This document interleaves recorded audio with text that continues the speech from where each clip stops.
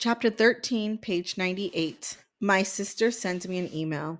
From Mary, sent Thursday, November 16th, 2006, 4:41 p.m. To Junior. Subject, hi. Dear Junior, I love it here in Montana. It's beautiful. Yesterday, I rode a horse for the first time. Indians still ride horses in Montana. I'm still looking for a job. I've sent applications to all the restaurants on the reservation. Yep, the Flathead Res has about 20 restaurants. It's weird. They have 6 or 7 towns too. Can you believe that? That's a lot of towns for one res. And you know what's really weird? Some of the towns on the res are filled with white people. I don't know how that happened, but the people who live in these white towns don't always like Indians much. One of those towns called Polson tried to succeed. That means quit. I looked it up from the res. Really? It was like the Civil War. Even though the town is in the middle of the res, the white folks in that town decided they didn't want to be a part of the res. Crazy. But most of the people here are nice, the whites and Indians. And you know the best part? There's this really great hotel where hubby and I had our honeymoon. It's on Flathead Res Lake, and we had a suite, a hotel room with its own separate bedroom, and there was a phone in the bathroom. Really, I could have called you from the bathroom. But that's not even the most crazy part. We decided to order room service, to have the food delivered to our room, and guess what they had on the menu? Indian fry bread. Yep, for $5 you could get fry bread. Crazy. So I ordered up 2 pieces. I didn't think it would be any good, especially not as good as grandma's, but let me tell you, it was great. Almost as good as grandma's. And they had this fry bread on this fancy plate. And so I ate it with this fancy fork and knife. And I just kept imagining there were some flathead Indian grandmas in the kitchen just making fry bread for all the room service people. It was a dream come true. I love my life. I love my husband. I love Montana. I love you, your sister, Mary. Chapter 14, Thanksgiving. It was a snowless Thanksgiving. We had a turkey, and mom cooked it perfectly. We also had mashed potatoes, gravy, green beans, corn, cranberry sauce, and pumpkin pie. It was a feast. I always think there's funny when Indians celebrate Thanksgiving. I mean, sure, the Indians and the Pilgrims were best friends during the first Thanksgiving, but a few years later, the Pilgrims were shooting Indians. So I'm not quite sure why we eat turkey like everybody else. Hey, Dad, I said, what do Indians have to be so thankful for? We should give thanks that they didn't kill all of us. We laughed like crazy. It was a good day. Dad was sober. Mom was getting ready to nap. Grandma was already napping, but I missed Rowdy. I kept looking at the door. For the last 10 years, he'd always come over to the house to have a pumpkin pie eating contest with me. I missed him. So I drew a cartoon of Rowdy and me like we used to be. And then I put on my coat and shoes. I walked over to Rowdy's house and I knocked on the door. Rowdy's dad, drunk as usual, opened the door. Junior, he said, what do you want? Is Rowdy home? Nope. Oh well, I drew this for him. Can you give it to him? Rowdy's dad took the cartoon and stared at it for a while, and then he smirked. You're kind of gay, aren't you? He asked. Yep, that was the guy who was raising Rowdy. Jesus, no wonder my best friend was always so angry. Can you just give it to him? I asked. Yeah, I'll give it to him, even if it's a little gay.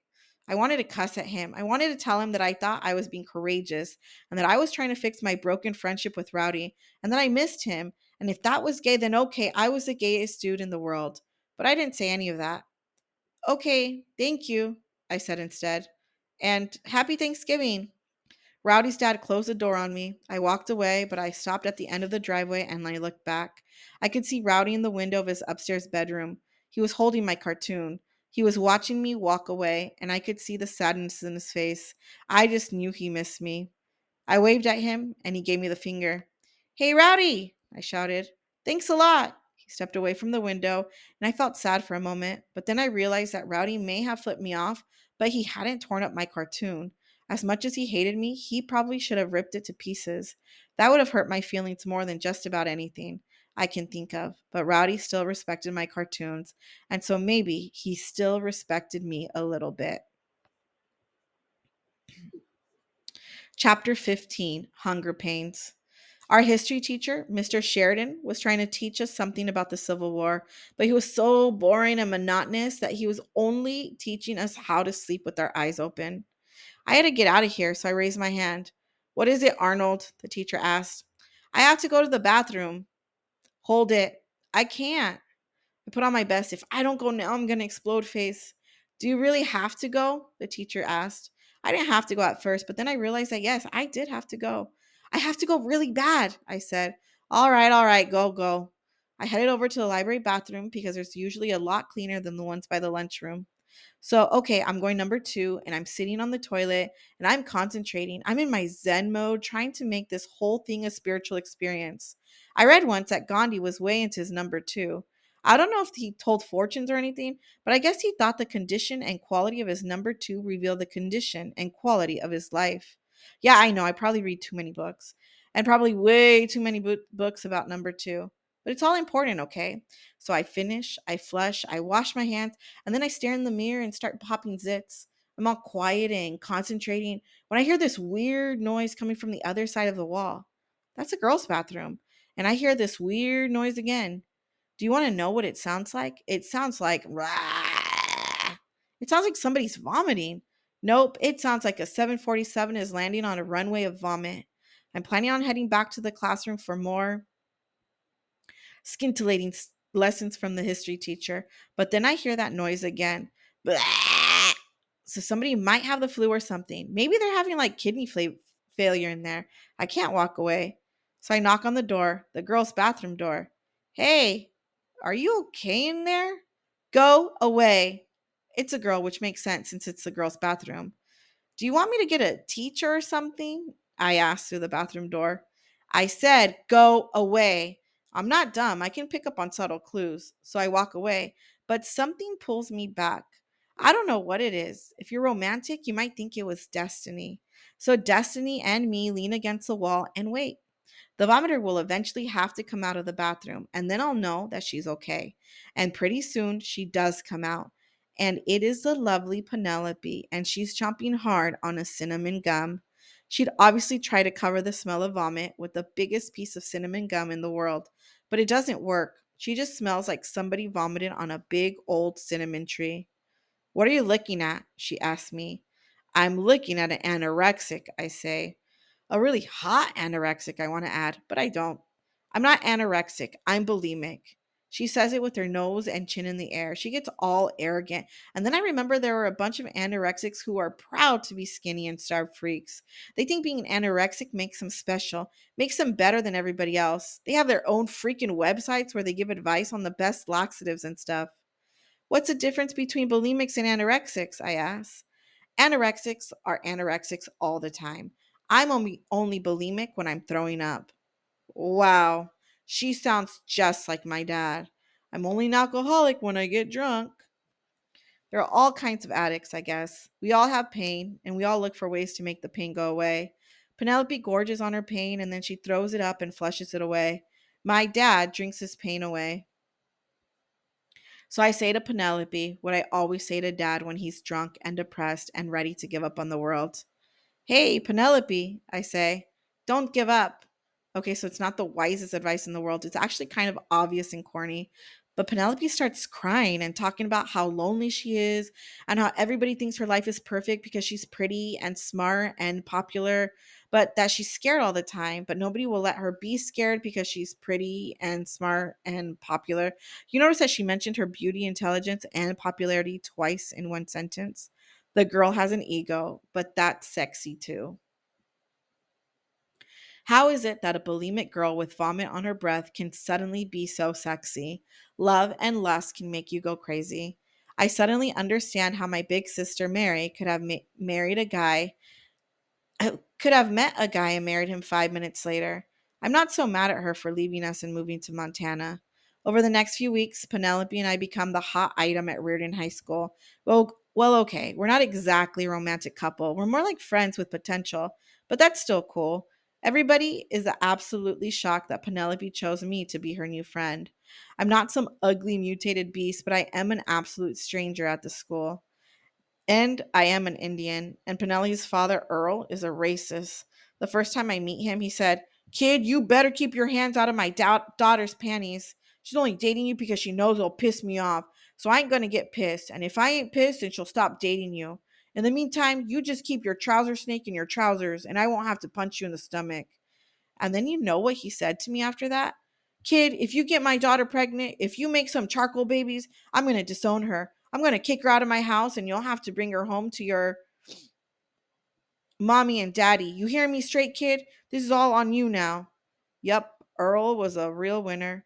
Okay, so Penelope and I became the hot topic because we were defying the great and powerful Earl. And yeah, you're probably thinking that Penelope was dating me only because I was the worst possible choice for her. She was probably dating me only because I was an Indian boy. And okay, so she was only semi dating me. We held hands once in a while and we kissed once or twice, but that was it. I don't know what I meant to her. I think she was bored of being the prettiest, smartest, and most popular girl in the world. She wanted to get a little crazy, you know? She wanted to get a little smudged. And I was a smudge. But hey, I was kind of using her too.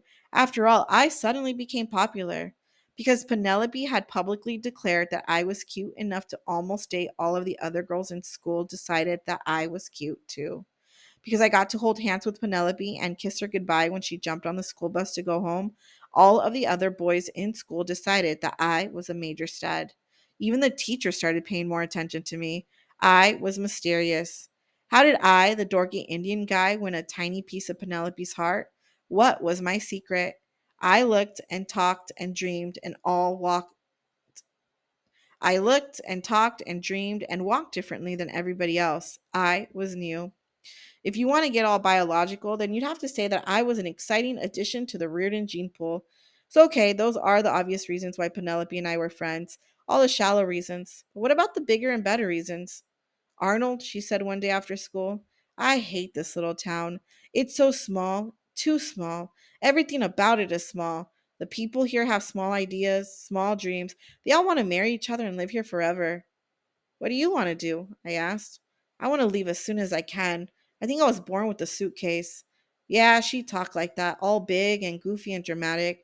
I wanted to make fun of her, but she was so earnest. Where do you want to go? I asked. Everywhere. I want to walk on the Great Wall of China. I want to walk on top of the pyramids in Egypt. Egypt. I want to swim in every ocean. I want to climb Mount Everest. I want to go on an African safari. I want to ride a dog sled in Antarctica. I want all of it, every single piece of it. Her eyes got this strange, faraway look like she'd been hypnotized. I laughed.